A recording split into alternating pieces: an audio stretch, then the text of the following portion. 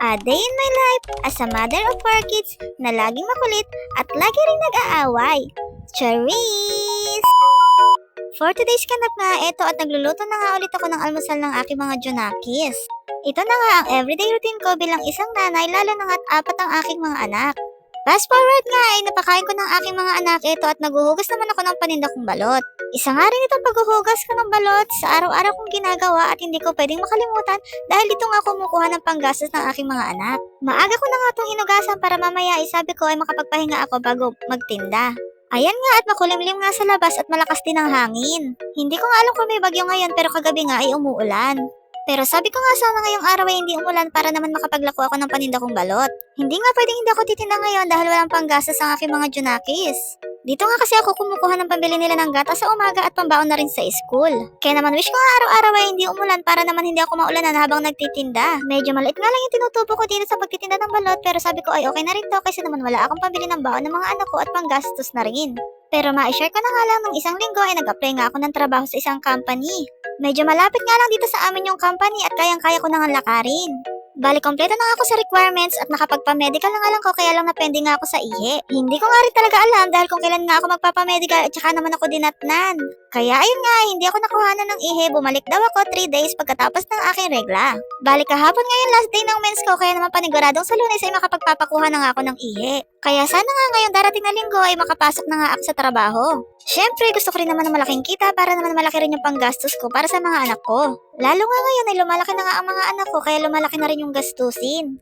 Saktuhan lang kasi yung kita ko sa pagtitinda ng balot at hindi nga ako makapag-ipon. Kaya naman laking pasasalamat ko nga at natanggap nga ako sa ina-apply akong trabaho at pre-medical pa. At ang kagandahan pa nito ay hindi na nga ako problema sa pamasahe dahil malapit lang nga ito sa amin. Maiba nga tayo habang nagluluto nga ako ng balot eto at nagbabalat naman ako ng patatas. Isasahog nga ito sa adobong ipang-uulam nga namin ngayong tanghalian. Kayo ba mga mima ko, nagsasahog ba kayo ng patatas sa adobo? Kapag kukunti nga yung karne ay pwede mo nga sahogan ng patatas para hindi nga kayo bitin sa ulam mga mima ko. Ayun nga't medyo maliliit nga lang yung patatas kaya naman hinatin ko nga lang to sa gitna.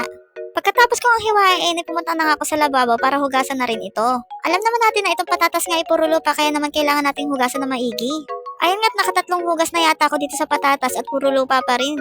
Pero syempre hindi natin ito titigilan hanggat hindi nga nawawala yung lupa nito. Syempre kailangan nga malinis dahil kakainin nga namin ito. At after ng ilang hugas ay natanggal na nga rin yung lupa ng mga patatas. At ayun nga yung karne pinakukuluan lang para lumambot. At ito naman yung paninda kong balot ay ginatungan ko na nga para maluto na rin. At syempre nanay tayo kailangan multitasking. Kaya naman habang nagluluto nga ako eto at mag-aalaw naman ako ng mga damit na sinabon ko kahapon. Hindi ko na nga ito naalawan kahapon dahil umuulan nga at hindi ko na rin naman maiisampay at babaho lang.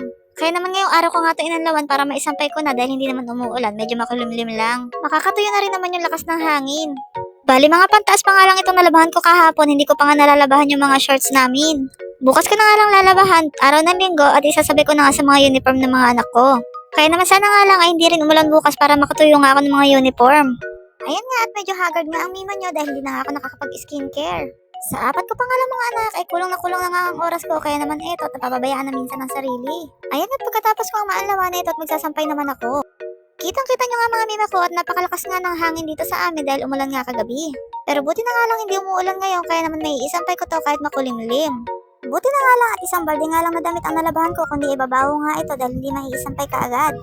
So paano mga mima ko, hanggang dito na nga lang ang video ko. Hanggang bukas na nga lang muli. Salamat sa panonood!